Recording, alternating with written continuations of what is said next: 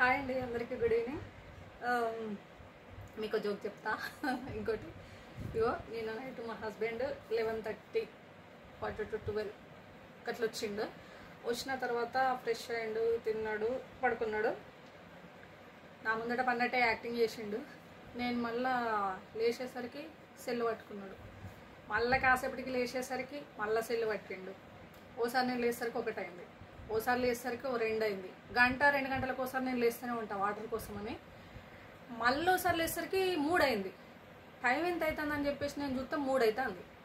ఏంది 3 సార్లు సెల్లు పట్టుకుని ఉన్నావు, ఏం చేస్తున్నావు ఆ సెల్లు, గివాడి దాకా ఏం మాట్లాడుతున్నావు అంటే ఏం లేచాడుదా, నిద్ర పడతలేదు, అందుకనే న్యూస్ చూస్తాను. న్యూస్ చూసే టైం అది. మళ్ళీ పొద్దున లేస్తే మళ్ళీ డ్యూటీ కురకాలి. న్యూస్ చూస్తే నీకు జనరల్ నాలెడ్జ్ పెరుగుతుంది, బట్ నిద్ర పోగొట్టుకొని న్యూస్ చూడాల్సిన అవసరం లేదు కదా.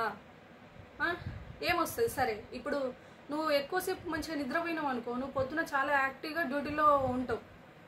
అంత వెంటనే స్ట్రైన్ అవ్వవు. కొంచెం వర్క్ ప్రెషర్ ఎక్కువైనా కూడా నీ మైండ్ ఫ్రెష్గా లేకపోతే పొద్దున డ్యూటీ స్టార్ట్ చేసినప్పటి నుంచి ఎండింగ్ అయ్యే వరకు ఇంకా నువ్వు ఎంత స్ట్రెస్ అవుతావో చెప్పు.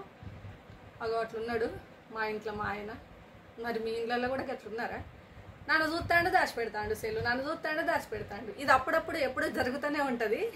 నిన్న 3 అయింది పడుకునేసరికి. ఏం చెప్పాలి, పెడితే లొల్లి మస్తు సార్లు గొడవ అయింది కూడా నైట్లో. ఆ నైట్లో కూడా అంటే తల మొత్తం తిప్పినట్టు అవుతూ ఉంటుంది. అది సౌండ్ కానీ, లేకపోతే ఇయర్ ఫోన్స్ పెట్టుకుంటాడు, లేకపోతే నాకు వినపడద్దని ఇయర్ ఫోన్స్ పెట్టుకుంటాడు. ఒక్కొక్కసారి ఇయర్ ఫోన్స్ పెట్టుకోడు, బట్ ఆ సెల్ లైటింగ్ అనేది నాకు కొడుతుంది కళ్ళకి. ఇట్లా కొంచెం ఇట్లా లైటింగ్ పడ్డా కూడా నాకు వెంటనే తెలిసిపోతుంది, నిద్ర పట్టదు నాకు. ఇక ఎప్పుడు ఇదే కథ చేస్తాడు. టైంకి వండుకోడు, 1 కాదు 3, 2:30 యోగి టైంలో వంటాడు. ఇట్లా ఇంత లేట్గా వంటాడు కదా అని ఏమైనా ఇంట్లో పని చెప్తామా? కావాల్సుకునే చెప్తా, గీ కూరగాయలు కట్ చేయి, ఎట్లా నువ్వు మెలకువతోటే ఉన్నావు కదా, లేకపోతే ఇక గిన్నెలు కడుగు అని అంట. బట్టిగానే చెప్పాలని కాదు, అట్లా అంటానన్నా మరి పడుకుంటాడేమో అని చెప్పేసి. అంటే ఎట్లా కనబడతానా నీకు, నేను గిన్నెలు కడగల అంటాడు. ఎక్కడన్నా రాసున్నదా గిన్నెలు కడగద్దని, కూరగాయలు కట్ చేయొద్దని? ఎంతమంది ఎత్తాలి ఇళ్ళలో, మస్తు మంది ఎత్తాలి. అది పెద్ద విషయమా? అందరూ ఎత్తాలి అని నేను అంటానా? ఇగో నాకు చేతనైతే లేదు అని సెల్ అప్పుడు పక్కన పెట్టి మళ్ళీ అంటాడు. ఏదైనా పని చెప్తే ఇక నుంచి గదే పని చేయాలి, ఎక్కడి పెంట అక్కడనే పెట్టాలి. వచ్చేసరికి సెల్ పడితే అది చేయి ఇది చేయి అనాలి. ఇక ముఖం అంత ఇంత దొడ్డు పెడతాడు. ఇక అప్పుడు ముఖం గింతున్న ముఖం గింత అవుతుంది మొత్తం. గట్లున్నారు మీ ఇంట్లో కూడా గట్లనే ఉన్నారా? అత్తే సెల్లే కథం. ఈ సెల్లులు వచ్చి మంచి చేసిన దానికంటే చెడు చేసిందే ఎక్కువ ఉన్నది.